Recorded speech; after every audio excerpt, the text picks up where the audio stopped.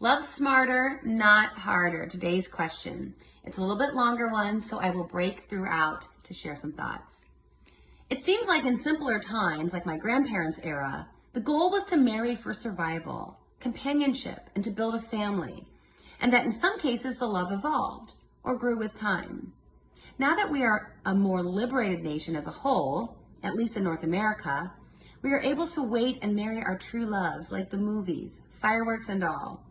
But yet I see more single people than ever and read that we are experiencing some of the lowest rates of marriage in history.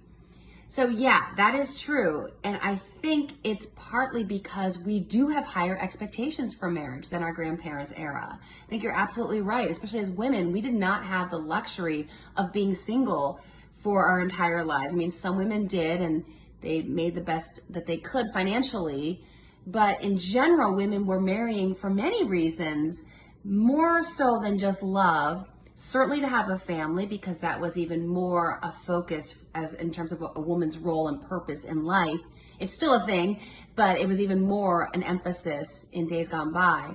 And also financial stability. So for sure. So I totally agree with you. And I think people aren't getting married in the numbers or as early least as they used to, because they do want more. We just expect that and want that total package.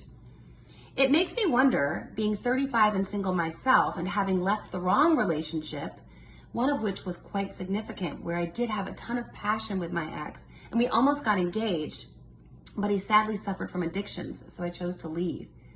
What if the right total package guy never comes around?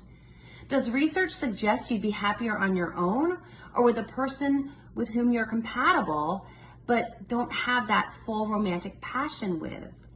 I mean, I dream for the total package that you always talk about, but the loneliness epidemic on the rise, and I'm feeling the pinch myself, even though I have great girlfriends and whatnot in my life. I sometimes wonder if companionship is better than nothing at all. So this is a question that I personally grappled with, and I wasn't so much younger than you. At 34, I called off an engagement 2 months before the wedding. Most of you guys know that, because I had to wrestle with this question.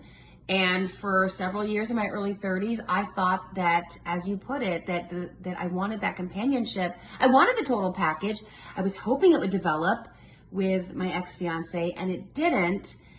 And then I spent some time trying to convince myself that what I was looking for and hoping for, that epic, extraordinary love, that total package, it probably didn't really exist. It's just something from Disney princess movies and from Hollywood rom-coms. And so I did this battle within myself and finally ultimately realized that, at least for me, I would prefer to risk being alone forever than marry the wrong person and feel that I settled.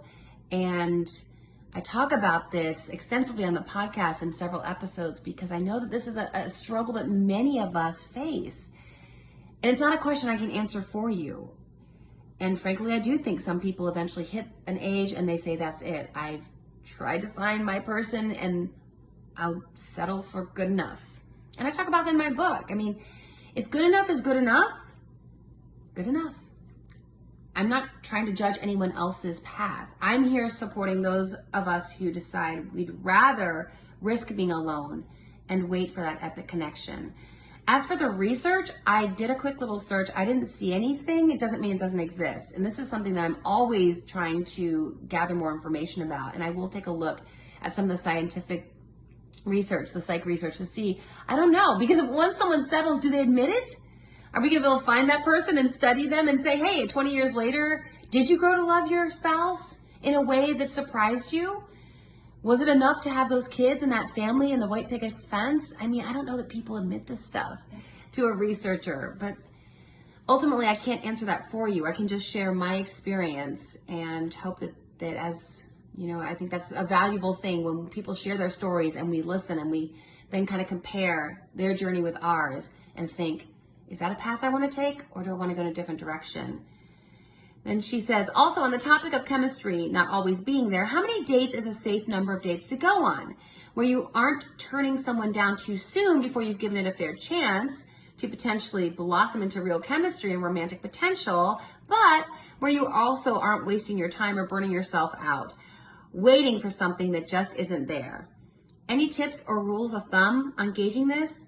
Thank you, marvelous Dr. Karen. Thank you for that those kind words. As far as that final piece, I'm always a fan of giving at least several dates. I always say the first date, it can be awkward. It's always awkward. Dating's awkward. So let's establish that. But that first date can be particularly difficult and awkward, and someone's nervous and so may not be able to demonstrate kind of their more laid back, fun side, or maybe they talked a lot because they were nervous. So I'm always a fan of giving several dates. I mean, some people say no if you don't feel it right away, but I think it's wise to give at least 2, 3, even 4 dates. But again, you have to gauge, like you said, if giving those extra dates is causing you to feel even more burned out, then that's not a plan. That was a big question with a lot of thought and commentary that, again, I don't think there's not right or wrong answers. I just know for me, when I was 34 years old and I was about to marry the wrong person, I took a deep look inside and said, I'd rather be alone forever than settle. And at 34, I mean, she's mentioned she's 35. You still have a lot of time. I know sometimes it feels like the clock is ticking so loudly. You really have a lot more time. And I think you just need to ask yourself, are you going to be 55 years old and wistfully thinking about what could have happened if you'd waited for your person? Are you going to be checking out your high school boyfriend on Facebook to see what's up with him? I mean, I think sometimes when people settle, they end up being unhappy. And they give marriage a bad name because they settled, and then they talk about how it's the ball and chain. And I can tell you, when you don't settle and you wait for your person, marriage is a really wonderful thing. And it's really a lot easier than all the commentary out there about marriage. So I hope that's helpful.